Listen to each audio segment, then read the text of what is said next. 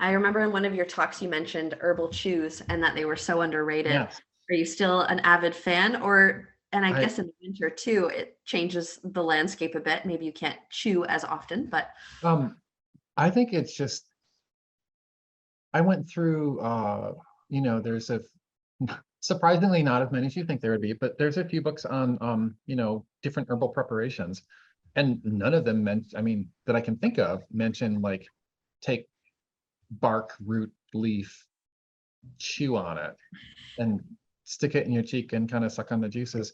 No, like a respiratory infection just went through the house, and I had the kids chewing on stuff because I feel like you chew on something, it infuses your saliva, and then you just keep swallowing it. It keeps getting absorbed through your bloodstream.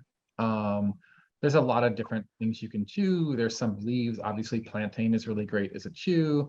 Um, there are sustainability considerations with OSHA. OSHA is great with a chew.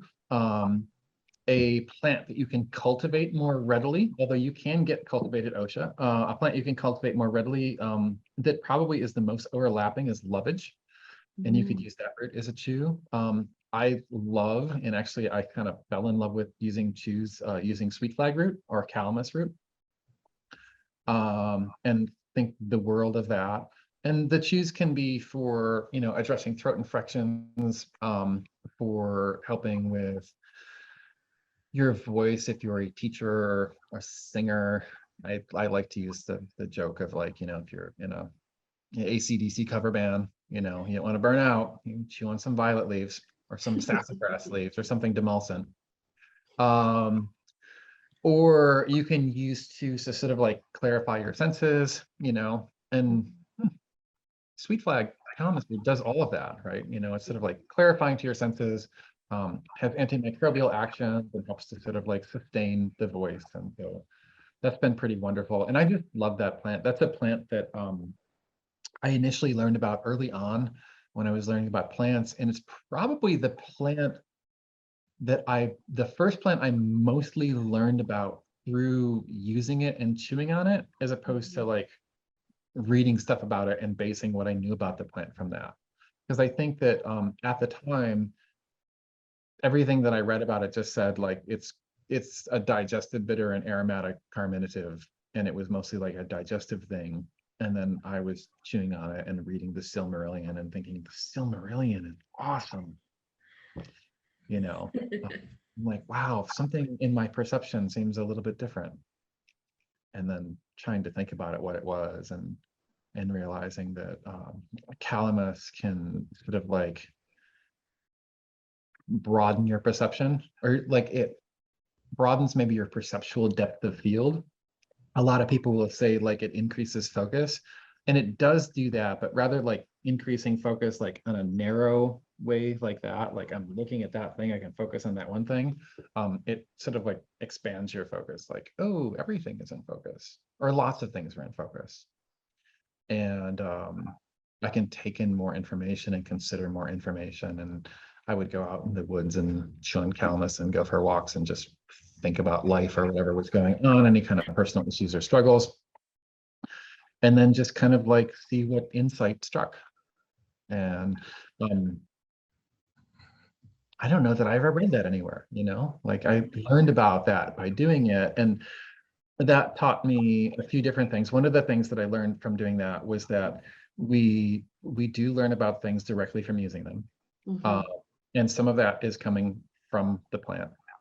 But also, like, if I am feeling a certain way, and I can think and perceive how I'm feeling, and then I make tea, or I take a tincture, or I chew on a root, and wait a little bit, and I can be like, okay, I just introduced something new in. What's changed?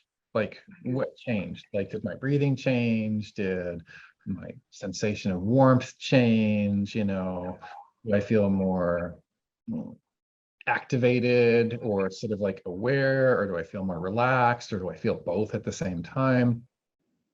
And having that sort of like seeing where we're at consuming something and seeing what it changes in us can really be like this way that we're learning about plants through an awareness of their interaction with us, right? Mhm. It's not just because I feel like a lot of times people think like, oh, if I learn from plants, it's because the plant came to me and said like, you know,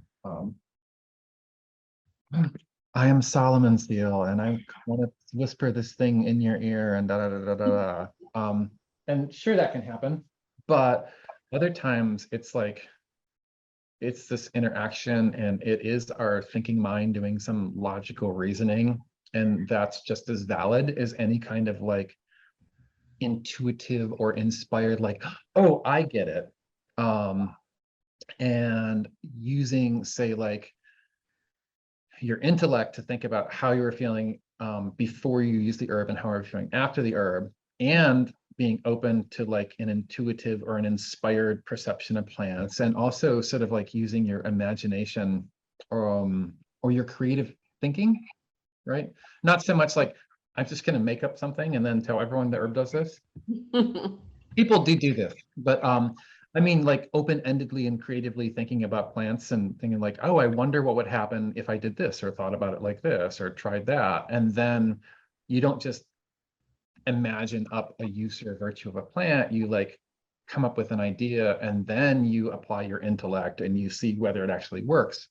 And your imagination and your intellect and your intuition all like they balance each other out and complement each other, and we can learn things a lot more fully than we can if we are only intellectually thinking about herbs or only intuitively thinking about herbs. And I think that that's important, you know, because sometimes you'll meet people and they're like, oh, you know, it came through my intuition, so it has to be right. And I'm like, it doesn't seem like that's the case though.